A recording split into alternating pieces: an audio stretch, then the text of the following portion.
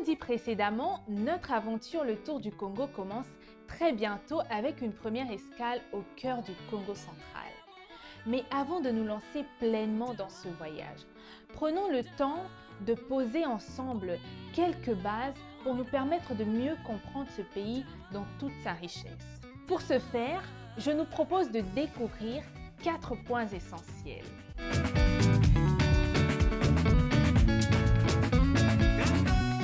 Pour commencer, le territoire.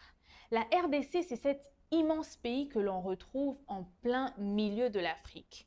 Avec ses 2 345 409 km² de superficie, elle est le deuxième pays le plus grand du continent après l'Algérie, mais aussi l'un des plus grands pays du monde, le 11e pour être plus précise, 80 fois plus grande que la Belgique et même plus grand que l'Europe occidentale entière. Ce qui explique sa grande diversité de paysages, peuples et ressources.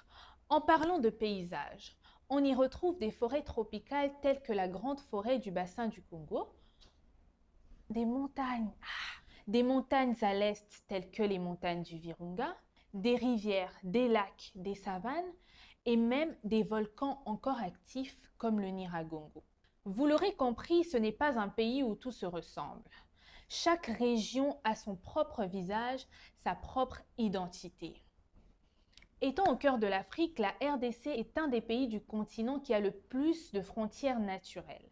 Elle partage ses limites avec 9 pays voisins, à savoir au nord, la République centrafricaine et le Soudan du Sud. À l'est, l'Ouganda, le Rwanda, le Burundi et la Tanzanie. Au sud, la Zambie et l'Angola. Et enfin à l'ouest, la République du Congo. Deuxième point, la population. En 2025, la population de la RDC dépasse les 111 millions d'habitants. Et selon les projections des Nations Unies, ce nombre augmente chaque année de plus de 3%. Rien qu'à Kinshasa, la capitale, on compte environ 17 millions d'habitants. Par ailleurs, cette population en pleine croissance est très jeune. En effet, plus de 60% des Congolais ont moins de 25 ans, ce qui représente aujourd'hui un potentiel énorme, mais aussi un défi pour le développement du pays. Troisième point, les provinces. Pour mieux gérer ce vaste territoire, la RDC est aujourd'hui divisée en 26 provinces, chacune avec sa propre capitale qu'on appelle chef-lieu et avec sa propre administration locale. Ces provinces reflètent la diversité du pays, tant sur le plan géographique, culturel qu'économique. Mais comment en est-on arrivé à 26 provinces? Nous en parlerons un autre jour. Toutefois, ces provinces abritent des réalités très variées. On y trouve des mégapoles comme Kinshasa, des grandes zones minières, des forêts denses, des savanes à perte de vue et aussi des régions montagneuses. Et enfin, le quatrième point, les ethnies. La RDC est aussi célèbre pour son incroyable diversité ethnique. On estime qu'il y existe plus de 450 tribus.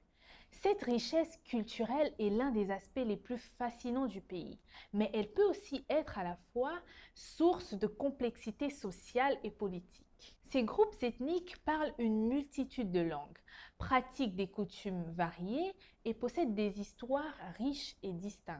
Parmi eux, on compte les Bantous qui constituent la majorité de la population et qui regroupent plusieurs sous-groupes, tels que les Luba, les Kongo, les Mongo, etc. Les Nilotiques, les Soudanais et enfin les Pygmées qui sont l'un des peuples autochtones du pays.